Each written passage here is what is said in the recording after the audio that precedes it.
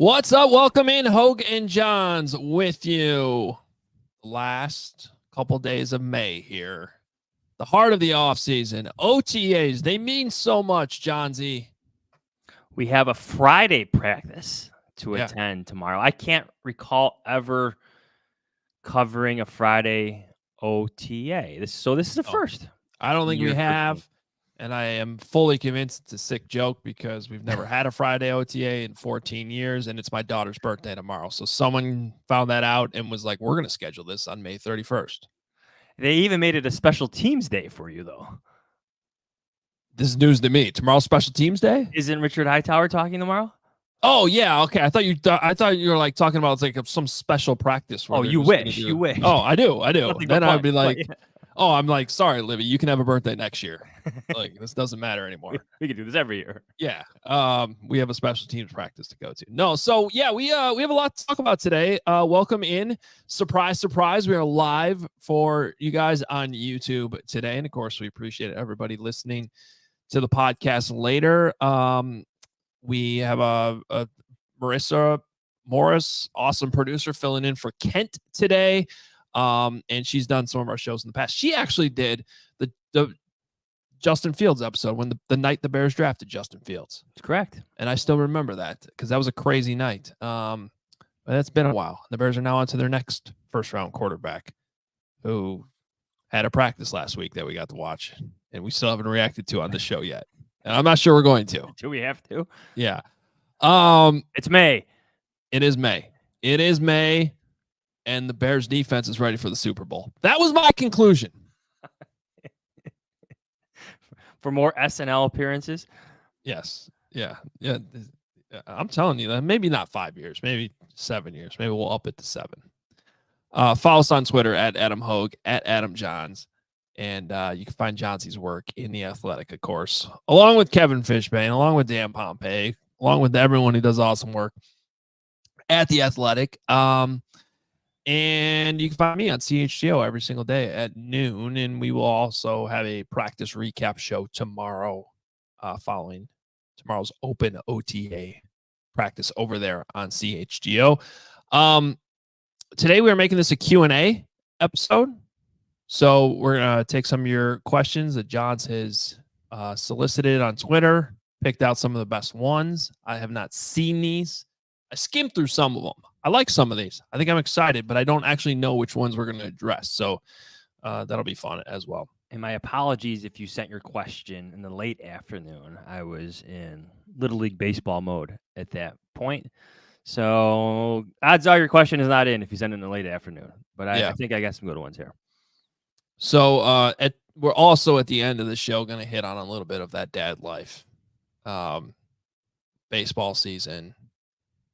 James had his first golf match last night at Briarwood Country Club. I got my nephew and niece living with me, so Johns is giving me advice on having 4 kids in the house, and I think we're just going to have that discussion right here on the show. So I'm very happy to be in front of this camera right now. I'll just say that in my office with the door locked. It's fantastic. Taking your questions. Yes. Ignoring the noise that is just bubbling outside. I mean, we're scheduled for our normal off-season break coming up, but we might just have to keep going because this is the break. It's my break. I'm starting to understand it. All right. Did you want to hit on anything before we get into the questions, or should we just jump right in? Because I have a feeling a lot of it we'll have to do with Caleb Williams anyway. Yeah, I mean, just a couple quick thoughts, I guess, on what we saw last week. Yes. I'm sure you've heard by now that it was not a good day for Caleb Williams in the offense. But you know what? That's part of it. That's going to be part of it. It's the new offense. It's the new offensive coordinator. It's the new quarterback. It's the new receivers. There's a lot of newness to this. So there's supposed to be some choppiness to it, especially when you have all of this newness. So that's where I'm at. It's May. Let's not overreact.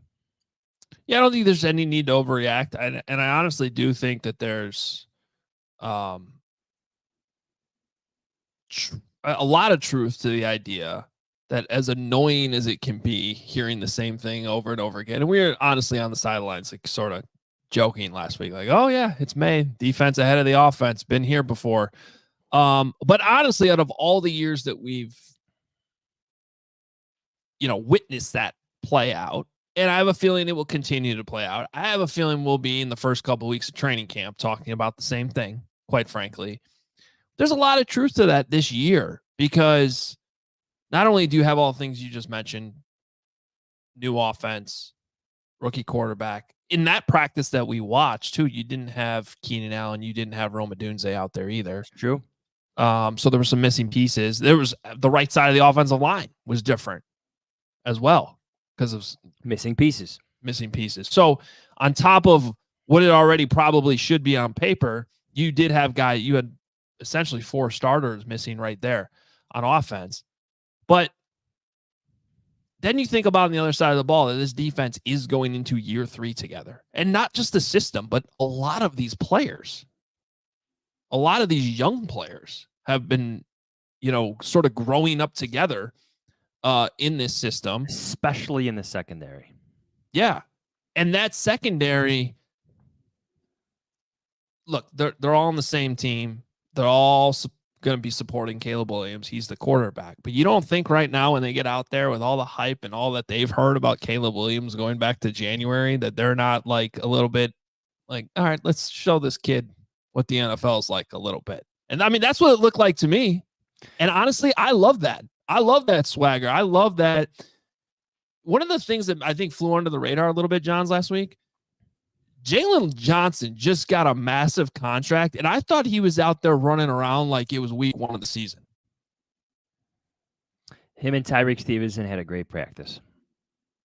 Maybe that's the other story that needs to be discussed more. I think they should be excited about the swagger that they could build off from last year. Forget all the high expectations for the offense. Like the real high expectations, to me, start on defense. Jermaine Edmonds and TJ Edwards get to play together again. They're no longer new teammates. Maybe Javon Dexter takes that next step. Montez Sweat, though not there in the last practice, does not have to be traded for in the middle of the season. He's there from week 1.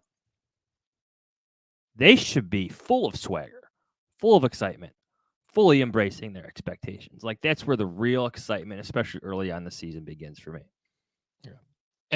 But to the don't make excuses crowd, I'm not trying to do that either. We're also going to always tell you what was in front of our eyes on the one day that we're out there watching. And the reality is I did expect it to look a little bit better than what we saw. It was pretty bad. I'm not going to lie. Like, and we're not just being like honest. That was not a good practice, but for all we know, they came back the other day and had a great practice. And maybe tomorrow the offense will look awesome. I hope it does, but I was a little.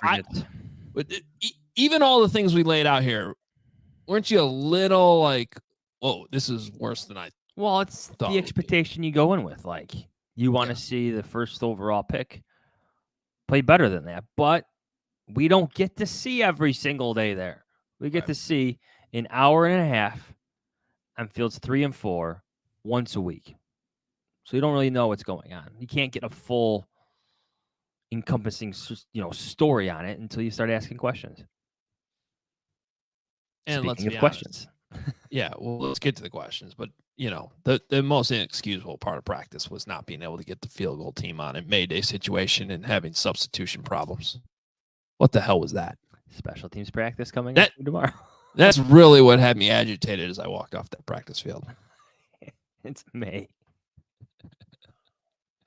All right. You are the question master. Is that a thing? Well, I just made it a thing. Okay. You pick these out. Let's get to the first question. This is from Grody Pass. Grody? Mark Grody? Grody? Should Caleb Williams have more veteran QBs in his QB room to help him during his first season? Greetings from Germany. So Mark Grody's family from Germany is weighing in here. Grody's German cousin watches Hogan Johns in Germany. I love this. I personally don't have a problem with the quarterback room. I mean, they have. I like Tyson Bagent as a backup, and I for years was the guy screaming like, they need a young quarterback. Add a young quarterback to the room. You always got to have somebody else that you're developing behind the scenes. And I think Bagent fits that bill. Now, I understand this question's more about like the veteran support, but they did bring in Brett Rippon. And then they also hired Ryan Griffin, who is not here yet, or if he is, I'm not following that league he plays in Europe. I just looked it up. He plays for the Scorpions. That's my favorite team. Varese? Scorpions with a K? What country is that in? Italy. Okay. It'd be funny if it was Germany. And our guy Grody Pass could like go to the game, scout it out, since he asked the question. But that's another coach they added to the staff. They brought in, I believe the number's 800 offensive coaches that are all working in that quarterback room. My point is, I prefer to have the young guy in Bagent as the backup, developing two, than creating another situation that I don't know if you've been reading the recent reporting. And a nice job by our friend Tyler Dunn. But when they had Nathan Peterman and Nick Foles and all these veterans that had success in the league, one who was a Super Bowl MVP in the room with Justin Fields, it didn't exactly go well. So I think sometimes we overrate that. I think we immensely overrate that. And this goes back to the Mitch Trubisky situation with Mike Glennon. That was just an awkward situation. Like Mark Sanchez was the conduit there, and he was there for 1 year. So I get the idea that you want somebody for the rookie quarterback to lean on, but that's what the coaches are there for too. And like Adam mentioned, Ryan Griffin kind of fills both roles there. You won a Super Bowl with Tom Brady. Look, if you have a Chase Daniel who's like very comfortable in his role of making plenty of money, being a backup his entire career and understanding his role and embracing, going from team to team and helping out a young quarterback, that's a different story. When you bring in these guys that have been successful starters in the league, still want to play and don't like the idea of being a backup, like what's happening in Atlanta right now. Kirk Cousins doesn't want to be mentoring Michael Penix Jr. That's one of the most. Got no time to. For all the fun we have with Kirk Cousins, he is one of the most competitive dudes in the entire league. You think he's in there wanting to bring on and develop the guy who's going to replace him? It blows my mind sometimes that these NFL personnel people who think that that's a healthy. Like, yes, competition is healthy. Alienating competition is not healthy. Like, you have to be smart about it. You have to put guys in that like understand it's a fair competition. And so I don't know. If you want to bring Nathan Peterman back, fine, but it's a different coaching staff, it's a different system. Honestly, that is what Brett Rippon is. He's Nathan Peterman. Yep. It's fine. And it's different, just to bring you back to the Kirk Cousins point. Well, Alex Smith did it in Kansas City. Alex Smith was like in his 5th season with the Kansas City Chiefs when Patrick Mahomes was drafted. So what's happening in Atlanta is kind of extreme in many ways. He was also the starter that year. Like, he played. And I mean, that was at this point, that comp is becoming like, well, Tom Brady was a 6th-round pick. Like, okay, yeah, every once in a while, there's a huge exception to the rule that works out. But that doesn't mean that you should have 15 copycats and they're all going to go well. It's a good question, though. Really good, Adam. It's our friend Matt Nagy. Matt Nagy. Okay. Adam Johns, go ahead. Yeah. This is from M. Brown Cares. Mike Brown? The safety? Mike Brown was a badass, and he does care. What is your favorite storylines going into this year? Let's make that beyond Caleb Williams. Let's add something. Yeah, and the other obvious one, which is the rookie punter. Okay, fine. I'll give that to you. Fine. Beyond that too, please. That's a tough question. Well, everything I said about the defense, I think applies here. Yeah. if you want to narrow it to like players specifically, like I'm really interested to see how the catches, the receptions shake out for Yeah. that loaded receiver room. I think I they're think all going that's to a good handle it one. professionally, but like it's a fantasy question in a way, but I think it's very, very interesting. Absolutely. I think that's up there. Those 3 wide receivers should be up there as some of, right in the conversation as the best receiver group in football. I don't think they're there yet, but I think they have a chance to be. If they put it all together. If the quarterback puts it all The together. quarterback's part of that, but Yeah. I would give, to go back to the defense, how about this specific question? Maybe it's not that specific, but just how good can this unit be? Like, is this, I think it's in the realm of possibility that they make like that 2018 like jump into being, one of the we top have a couple all-pro 3 players in the secondary. like top 3 defenses in the entire league. I'm not predicting that. I'm saying it's a possibility, but that's got to be one of the biggest storylines because I also think they falter and they're not in the top 10 if they don't get the takeaways. But we started to see those takeaways start to pile up at times last season. And instead of waiting until, week 5, week 6 for that to start to happen, if they come out of the gates jumping on Will Levis in week 1, I mean, they have the possibility to really be a great unit this year. In terms of more pessimistic storylines, where's the additional pass rush coming from? Is Gervon Dexter really the answer at 3 technique? I think those are some question marks that we have hit on repeatedly on this show. And I think we need to see some answers starting to emerge in training camp. Like who's helping Montez Sweat take down opposing quarterbacks? And also, I think one of the biggest ones is the head coach, right? Like, you have the roster now. You now have the quarterback that you guys drafted. You got plenty of weapons on offense. You got to change out your offensive coaching staff. Your defense is, your system's well established going into year 3. And you've got the pieces there that there's really no excuses on that side of the ball. So what does it look like, especially in the first 4 weeks of the season? Like, you don't get to start 0-4. No, and firing assistant coaches. Yeah. So that's honestly a huge storyline starting right out of the gate. My other storyline is how much is Adam Johns going to boycott the NFL if they change the offseason program and we have to work the entire month of July? It's like my off month. You're like the first person I thought of when I. There's so much. And by the way, I don't want to be hypocritical on this. Like, anybody involved in the NFL, like, seriously, except maybe the players who want this, I think truly cherish that off time we have between mini camp and training camp.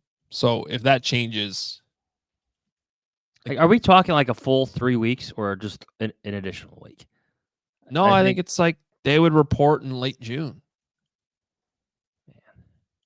But it would be like, I think that that would just be like when OTAs are, though. Like, I don't know that we'd have to go to practice every day like training camp started. I think we'd probably only be invited once a week. Don't get me wrong. I love this job, but I think forever, many of us in the NFL who cover the team, work for teams, whether you're a scout, GM, like that is like your vacation window for completely getting away before it takes up your entire life. Yeah. Well, and that's the thing. Like, no one's complaining about this at all. But from the time training camp opens until the draft is over, that's really what our huge calendar is. And I don't it's like the storyline. Yeah, I know. This is not Johns' favorite storyline. So that is the time to be with our families and recharge. And, I think some people are going to lose their mind. I know somebody who would probably not like the calendar changing because it would mean less boat time in Marco Island. And Carlos Santos. Him too. All right, this is from Greg. Do you think the Bears can maintain their running efficiency, if not production, despite losing the threat of Fields' legs? What changes to the run game are you anticipating, if any? That's a great point. Like, sorry to preface this, like, the Bears' run game stats have always been misleading with Justin Fields because so much of that is just it's the unbelievable scrambles. Yeah. That add to the yardage totals that increase the average and even led to touchdowns. Yeah, I don't think there's any question that they identified that.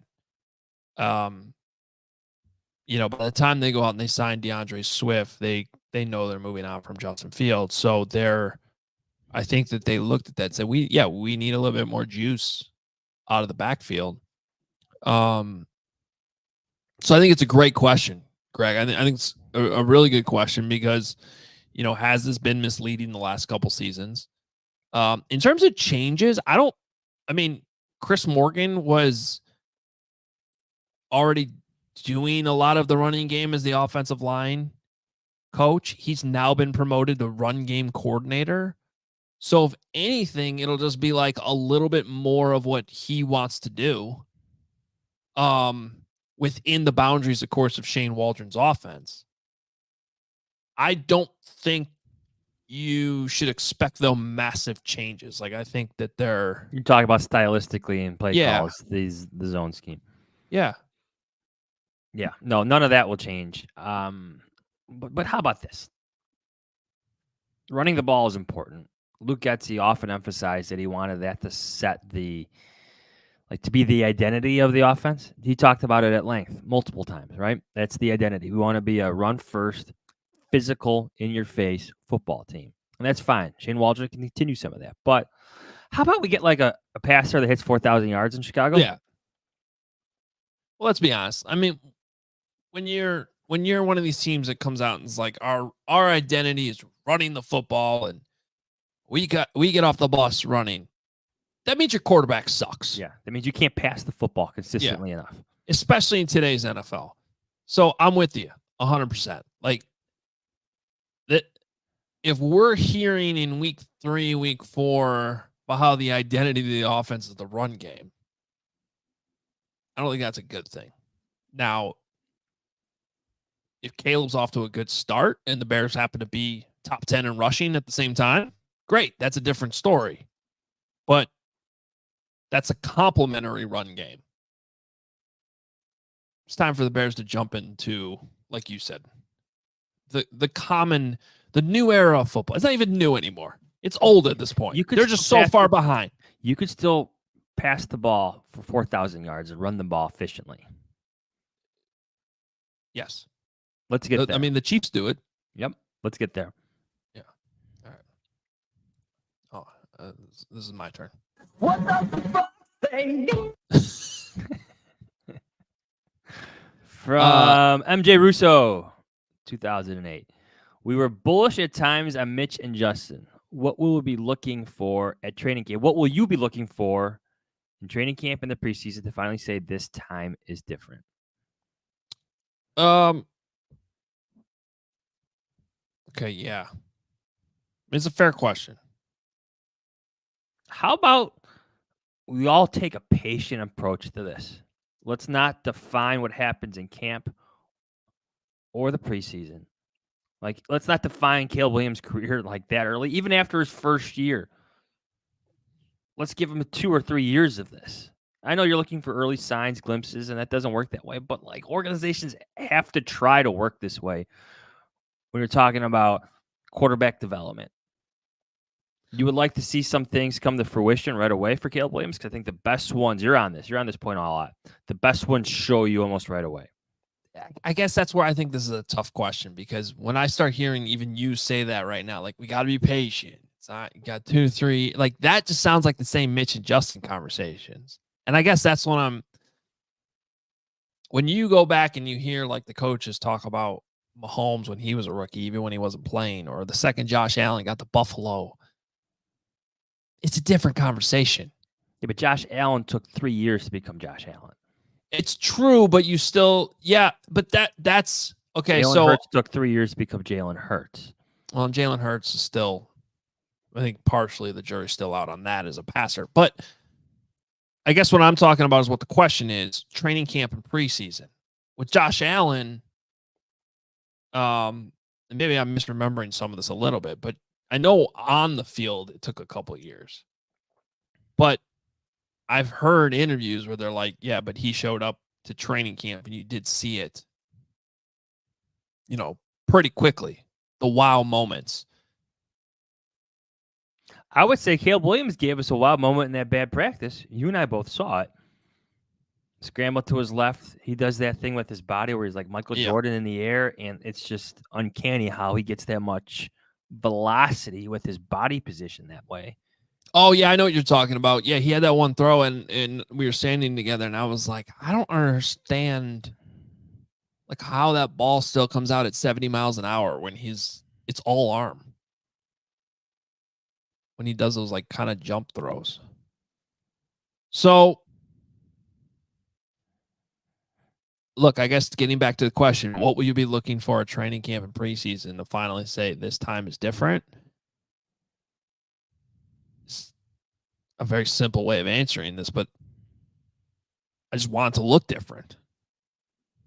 And the reality is I'm not saying he needs to, look like a superstar right away, but how about less of those rookie struggles? We could still give him a lead. We could still give him a rookie leash. He's allowed to make mistakes.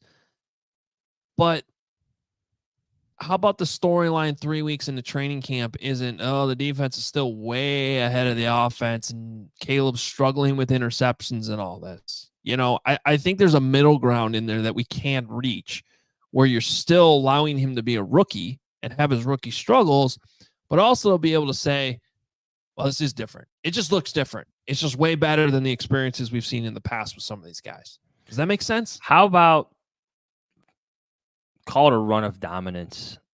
Doesn't have to be like multiple days, but like a day where that run just continues from drill to drill to drill. Yeah. Because I don't think, especially in year 2 or 3, we ever saw that from Fields.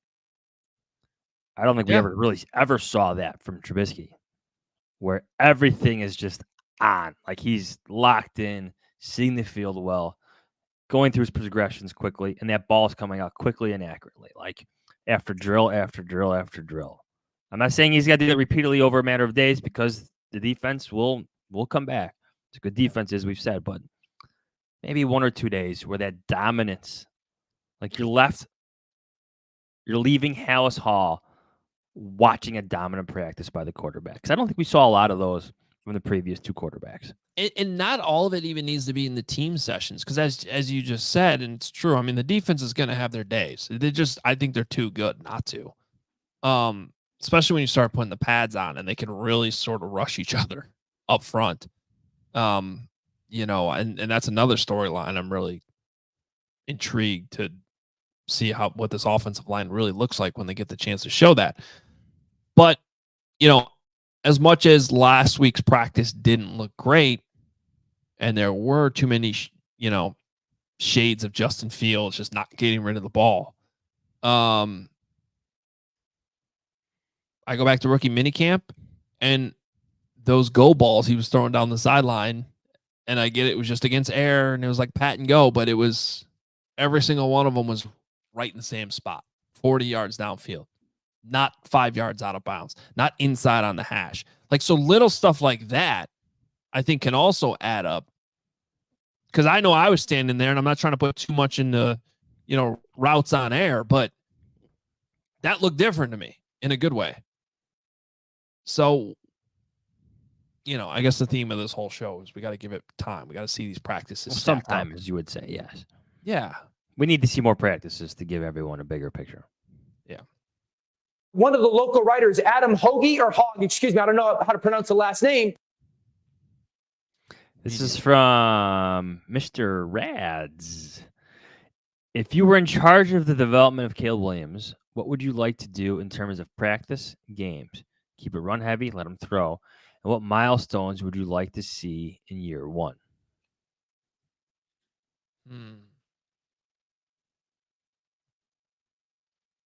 Well, I wouldn't want to keep it run heavy. I mean, I want him to get every rep possible. Let those reps add up so we don't have an angry Adam Johns at the end of training camp. Let's not waste our time. Could you imagine me in 2021 if training camp started in July, like first day of July, and was extended, and all we got to see is Andy Dalton and Nick Foles for an extended training camp? To go back to, the changing of the offseason plan. I would be irate. No. I would have lost a full month of my life covering that. Yeah, and honestly, if there's one thing I do like is how the Bears are handling this so far. And it has been a small sample size. But it's there's different than the past. Yeah, it's no question. He's a starter. He's going to get the reps. He's been getting the majority of the reps. I mentioned this in rookie minicamp that it would almost seem like there was two practices going on. There was the Caleb Williams practice, and then there was the rest of the rookies, most of whom were trying out. It didn't look like that last week, obviously, once they had the whole team together, but I still felt like it was mostly pass game focused. And quite frankly, it should be right now. You're not getting much out of the run game. I mean, you can make an argument that the inside run periods are a waste of time in practice. Like, just save that stuff for the walkthrough. Just make sure everyone knows what they're doing, but you're not getting any hitting out of this anyway. So this time especially, to me, matters in terms of get the 7-on-7s and go full team, whatever it is, but run pass plays. Let him get these reps in now, understand the concepts, and see the field against a good defense. Milestones. I'd like to see a better completion percentage than the one that Justin Fields left, which always hovered around 60%. Yeah, let's get better. Let's get that up to 65, 66, 67%. Maybe a good TD to interception ratio. You're watching like the turnover rate. If you're looking at Williams specifically, let's make sure those fumbles are down from college. We don't want those to continue as they did for Justin Fields. So, that could be a question for Shane Waldron, who we'll talk to next week. But yeah, I milestones can be tough to get good measurements on. My passing yard milestones are very simple. 3,000, anything less than 3,000 is disappointing to me. Goes back to what we were just talking about. Get this offense in a new era. Anything less than 3,000 would be disappointing. 3,500, I think, is realistic and is kind of the milestone I want to see as a rookie. 4,000, some people believe it's possible. No Bears quarterback's ever done it. Justin said he was going to do it last year. Didn't come close. I think it's a little unrealistic to put that on Caleb in year one. But that'd be a great scenario to play out. But 3,500 is kind of where I'm at, where like, okay, let's live up to the hype a little bit and let's ease into this and eventually get to the point, ideally, where you're like Josh Allen, who's thrown for over 4,000 yards 4 straight seasons. Make sense? It does. What a waste of time training camp was, guys. Let's not have that guy. This is from our friend Mason at West Sports PT. Who is the player that isn't being talked about enough that may have the biggest impact in 2024? And another second part of this question, what can the McCaskies actually do in retribution if forced to do hard knocks? So I've answered this first question before, so I might just give a couple other answers after I repeat what I've said. But I really do feel like in the trenches, Gervon Dexter and Ryan Bates are going to have a massive impact on this season. Do the Bears have their 3 technique? Do the Bears have their center? And if they do, those 2 spots on the interior of the offensive and defensive lines can make a huge difference on what they believe they have on the outside of those lines. So I think that that's huge.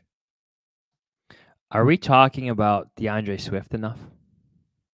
It's an interesting question. I mean, probably not. Especially after the selection of Rome Odunze, the trade for Keenan Allen. Like, everyone's excited about what's going to happen in the passing game, but DeAndre Swift's going to be part of that passing game, especially if you've been watching practices and what we've seen. Or that one practice. He's made some nice plays. I think the Bears even put out a clip of him making a nice catch at Yeah. one point. Mhm. And they paid him pretty good for a running back. He's your number one back. Ryan Poles got some heat for that money, if we remember right. It's an interesting one.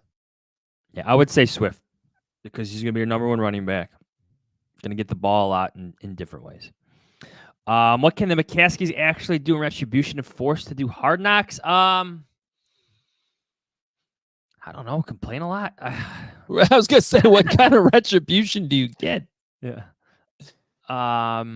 You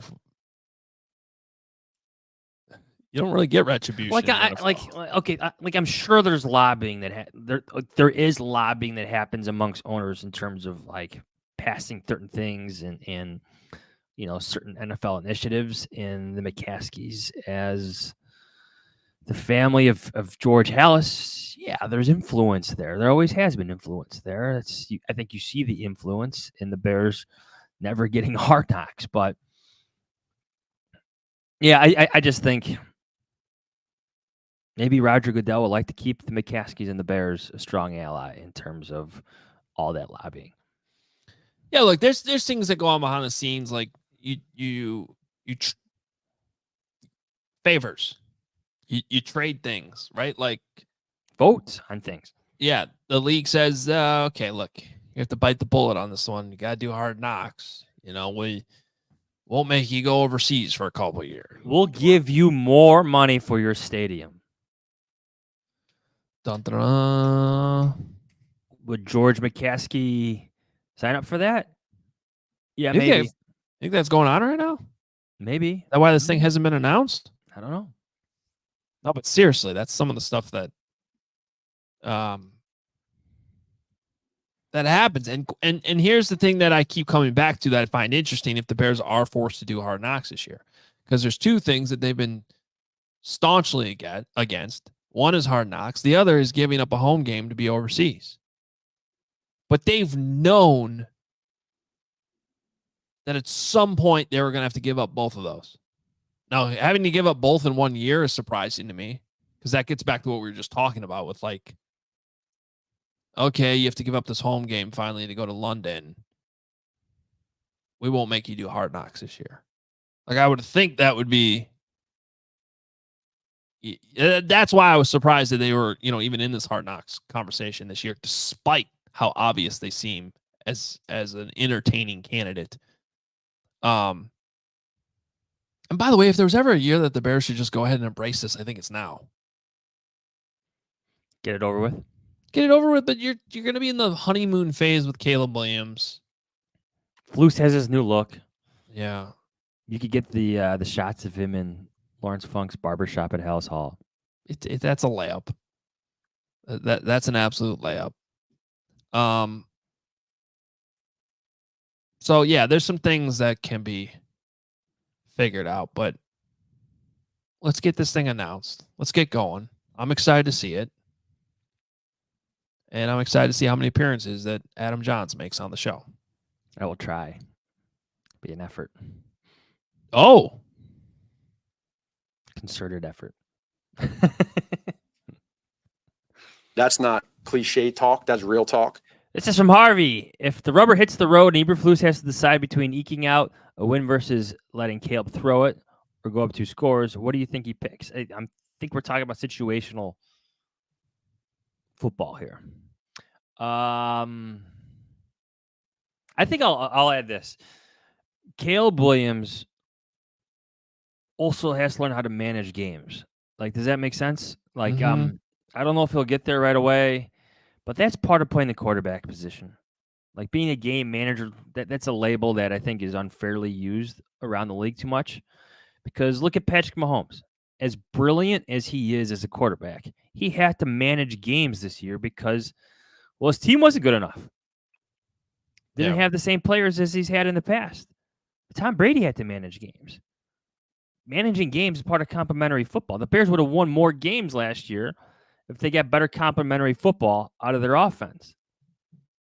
That's part of playing quarterback, part of moving the football. Yeah, I think one thing I've learned about coaching especially these last few years, is once you're in there and the bullets are flying, you're just trying to win the game.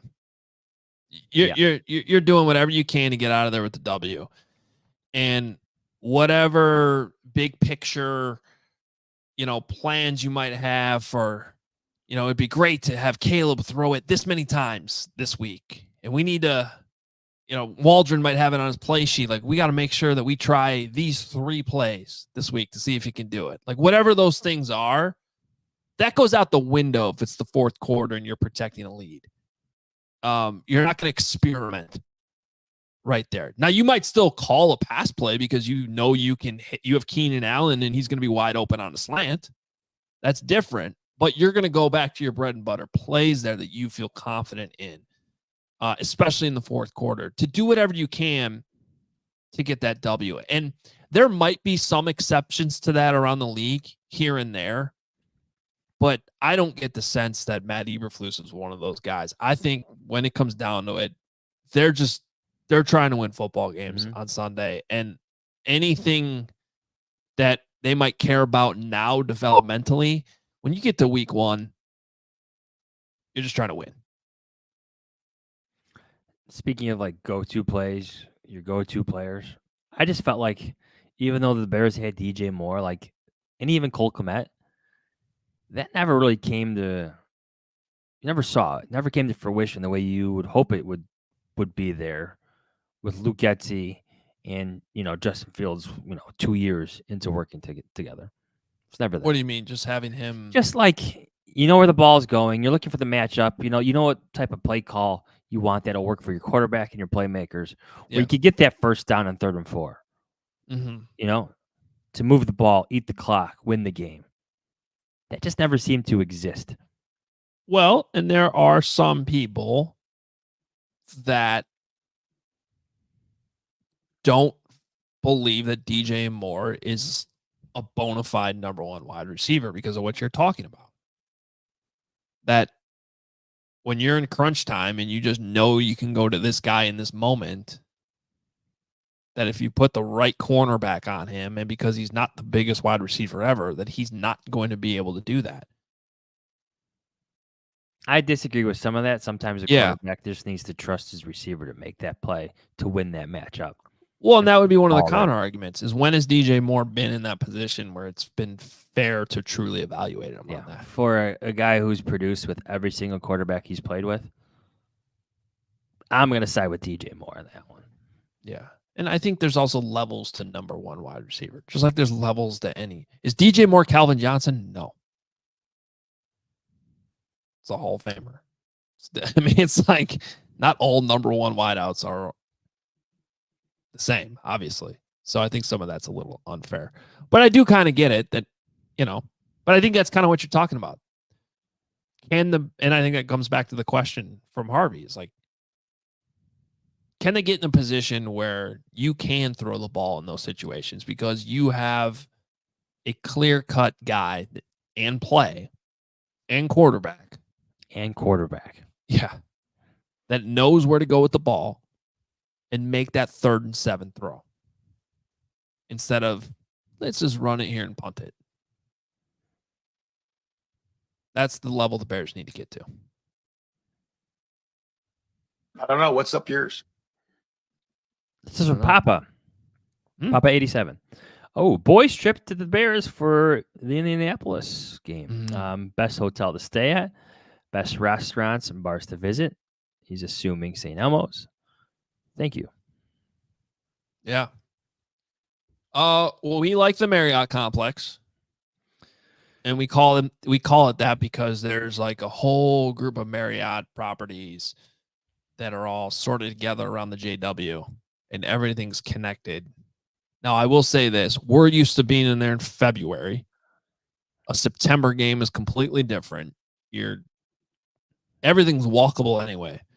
So I think as long as you are, I guess my overall advice would be just stay somewhere downtown if you can. Don't stay out by the airport. Don't stay out in northwest suburbs. Don't stay in Carmel.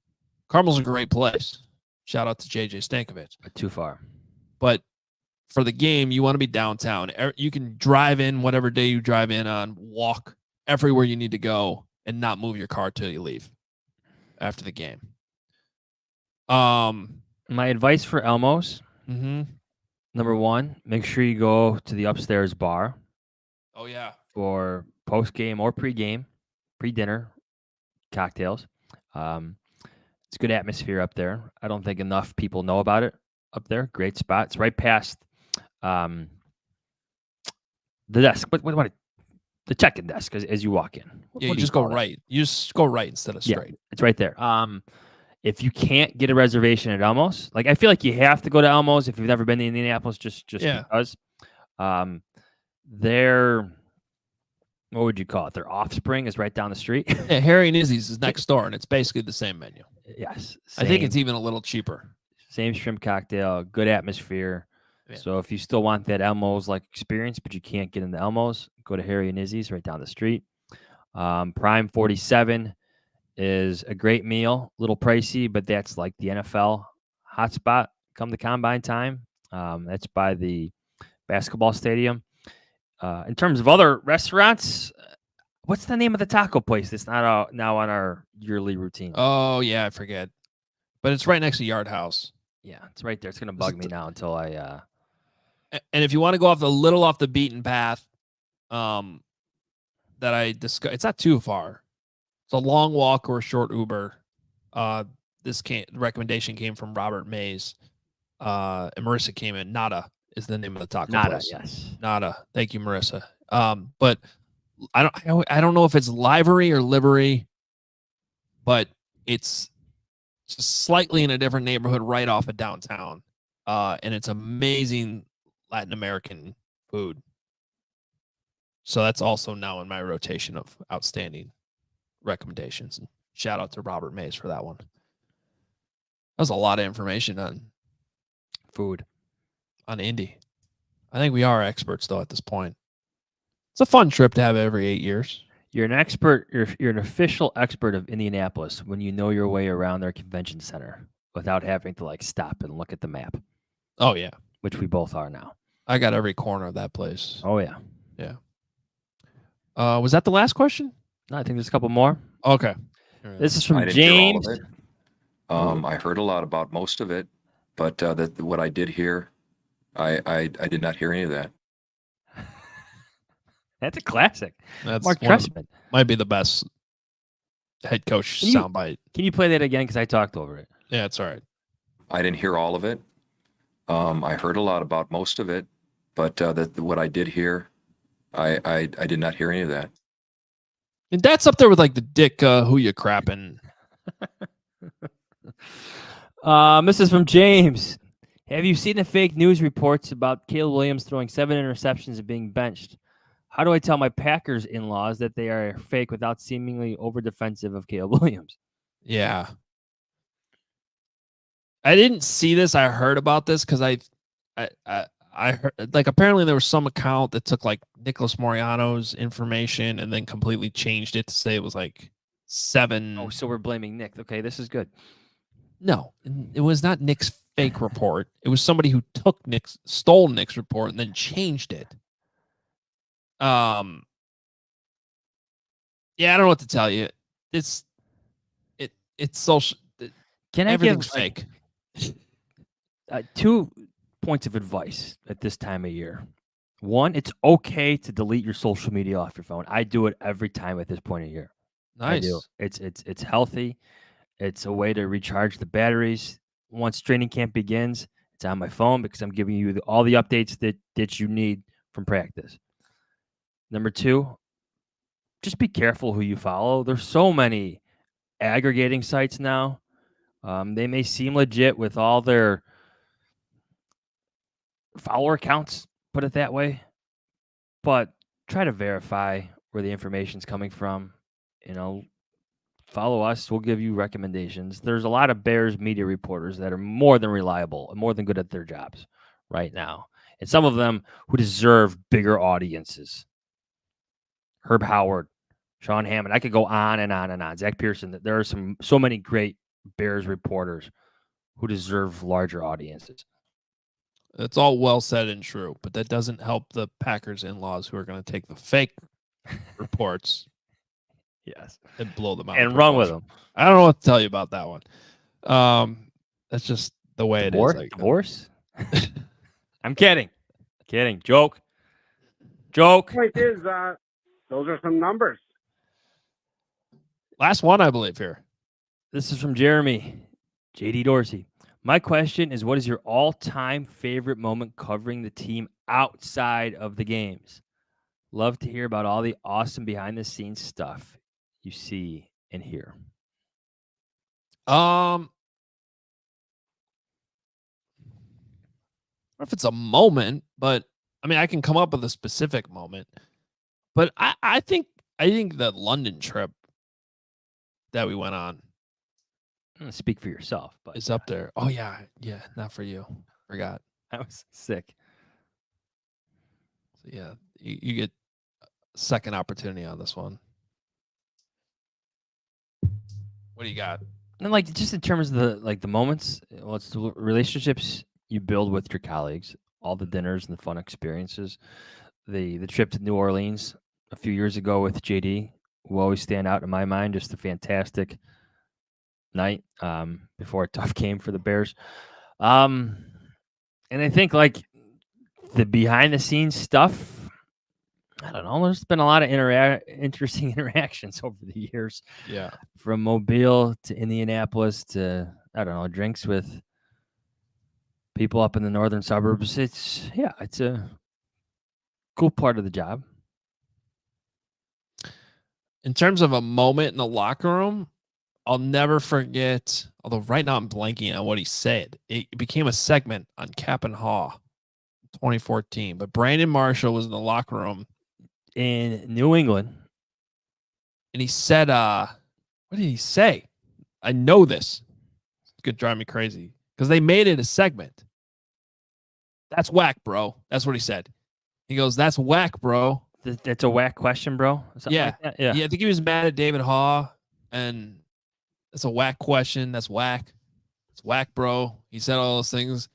And who was the receiver? Chris Williams? That's what it was. It was this is why I'm going to this moment, because there's Chris Williams, who was a tiny receiver out of the Canadian Football League that Tressman had brought in. And he actually had a kick return touchdown, I think, in Green Bay. He was a solid returner. But he's in the background of this video. And the second Brandon starts saying this, he just he like pops up from his locker and he like looks straight in the camera and he's just like, and he like turns and walks away. I think that clip is still out there. I mean, I think I put it out there before. I was trying to find it, but that was one of my moments where I'm just like, I saw him do it in the moment, and then I was like, I hope that gets on camera. And then it was even better on camera, and I was like, that's fantastic. Like that sums up 2014 perfectly. You know what? Like this type of question, like I think of training camp in Bourbonnais. Like I really miss those days. You know, of messing around in the dorms. You know, going out with the guys, and you know, like. The players were all out, you know, stealing Larry Mayer's golf cart. You know, those are like memories that I can't get covering practice at Hallis Hall in July. Yeah, I do. We could try to steal some carts, but I'm pretty sure that'd be the end of our tenure covering the Bears for a little bit. Yeah, the consequences would be a little bit different. Like even doing the interviews in training camp where you could stop a guy at whim and really get to know the players a bit. Like that's what I miss most about the job. Like that's how it started for me. Like walking with Matt Forte to his dorm, you know, like before he goes inside, you know, like you get to know the players a bit better. Yeah, I always say this. I missed the first week of Bourbonnais. I don't miss all Bourbonnais. I missed the first week of Bourbonnais. Do you remember Martellus Bennett's interview outside of the dining hall in Bourbonnais after he fought Kyle Fuller and Phil Emery? Was like Chris Williams in an instance behind him and just like, what did he just say? Yeah. I don't think I was there for that because that was the year James was in the NICU in that training camp. So I wasn't at all the practices, but I do remember like that happening. Yeah. Some good times. We'll spend some more times telling more stories.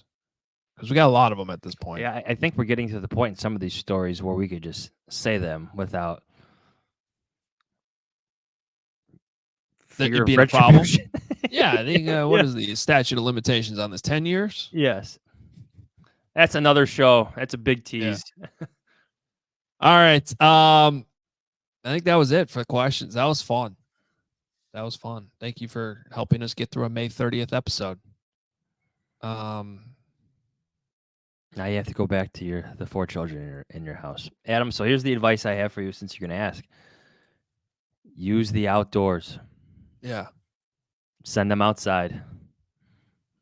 Let them survive. Do you like tether them to a tree or like what do you do? Well, I shut the gate. I don't have a gate. Now, will James help watch the little ones? James has been doing great. All right, so that's key right there. Yeah. So we have our little girl, but I have 6 eyes that can help watch beyond my wife's, with her 3 older brothers. And some of my sons are more helpful than others. Some Yeah. are forgetful. Some go outside with their sister and they both come back full of mud, which is all fun. Boys will be boys, but yeah. Rely on your son. Time to grow up, James, a little bit. No, he also to some extent, even as a 9-year-old who's about to be 10, has like some of that parent fatigue where like he's like helping, and then eventually he's just like, I want my own time like I normally have. I'm gonna go in my room. Yeah. So there's some of that going on. It's so the ages are 10, 5, 3, and then my daughter's gonna be 3 tomorrow. So, and those 2 little girls are basically like twins at this point. They're 6 months apart. 3 could be worse than 2. Yeah. Yeah. They're rambunctious. They know what they want, and they're fully Yeah, mobile. I agree.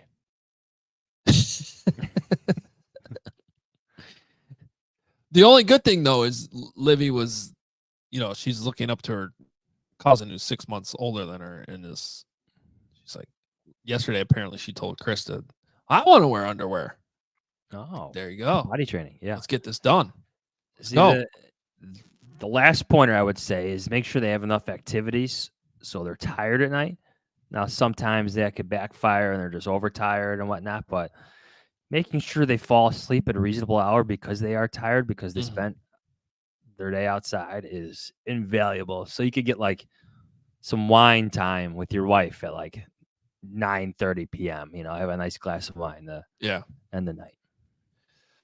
We're getting through it. I think we actually got that last night.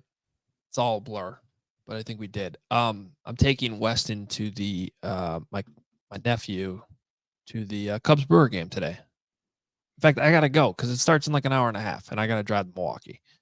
So, you definitely gotta go. See ya. Yeah, that's a real thing. So yeah, we're because he's technically a Brewers fan. Don't get mad at him. So we're gonna take him up there. It'll be a good day, and yeah.